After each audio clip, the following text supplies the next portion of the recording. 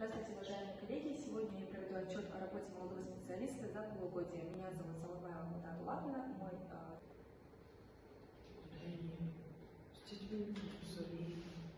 Итак, план улучшения моих знаний, моя текущая тема – пробуждение интереса учащихся в предметах с помощью новых методов преподавания и обучения. Моя цель – повысить интеллектуальную и творческую активность каждого ученика в процессе саморазвития в образовании, умение сделать правильный выбор на будущее. Мои обязанности – развитие познавательных потребностей ученика, создание условий для независимых исследований, научить действовать самостоятельно, обращение внимания к предложению ученика.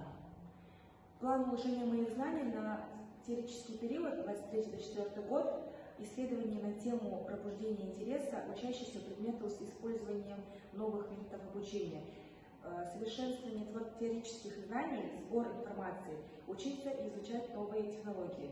Практический период на 24-25 год использовать эффективные методы новых технологий, участие в курсах повышения квалификации, открытый урок по групповой работе.